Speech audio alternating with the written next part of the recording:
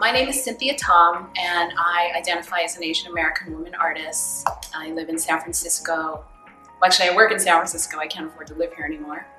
And I am fourth generation Chinese American. And I also run the Asian American Women Artists Association.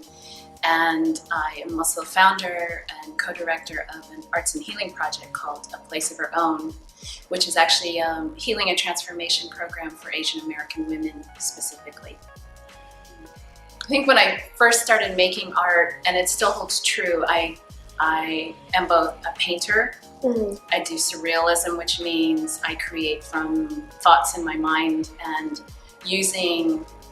I use images and concepts from all my research in life or anything that comes through my life.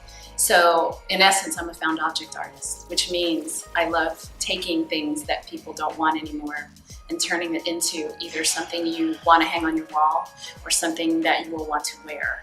I also use art to tell stories, mainly of the Chinese American and Asian American experience, to tell the real stories, not to break myths, to break stereotypes.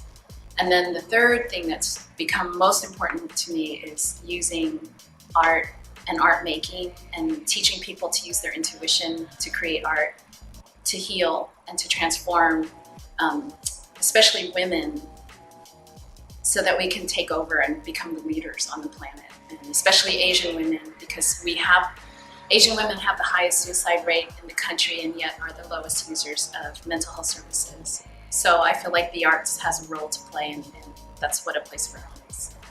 When I first started doing my art in the mid-1990s, I actually was able to start looking at my family ancestry using artwork. So I was doing paintings of the mugshots of my ancestors, my grandmother, my great-grandmother, women who had to come through Angel Island, and not because they wanted to come to the United States, but because they were sold to men who married them and brought them here to the US.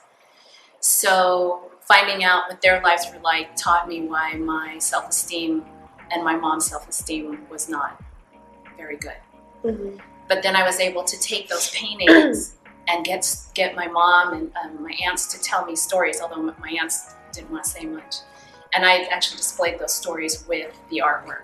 So I feel like I'm teaching the general public about the real things that happen to Asians in this country, to break the stereotypes of the mono minority, and to create compassion amongst people of color and the larger Caucasian.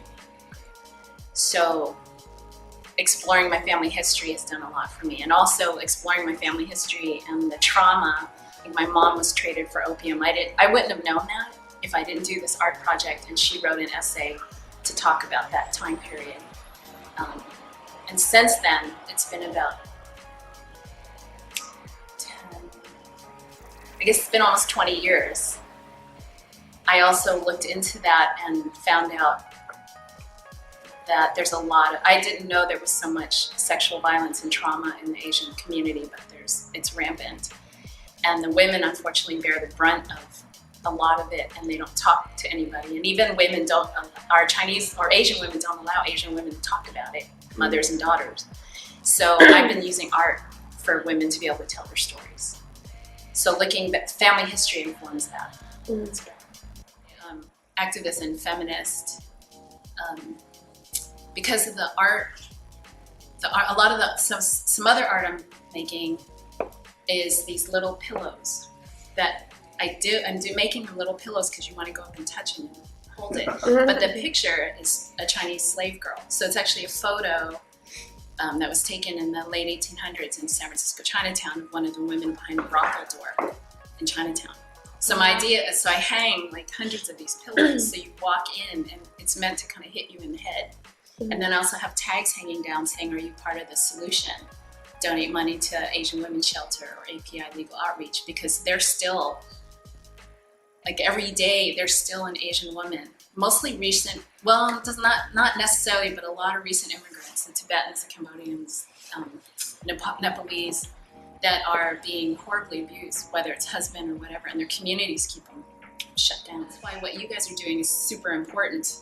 I mean, super important, because as an individual, I can only do so much PR for myself. Right. I mean, it's already hard enough to promote yourself, Mm-hmm. but on top of that, and have to have a day job, and which most artists have to have, and especially now in this economy, any extra promotion or promotional energy is vital for us to get the stories out. And I would say most artists of color are talking about politics and family, and they're trying to move. They're not just talking about painting technique or the moving image technique. Mm-hmm. They're talking about real nitty-gritty, hardcore issues. Stuff. Exactly. And they're trying to move the consciousness level.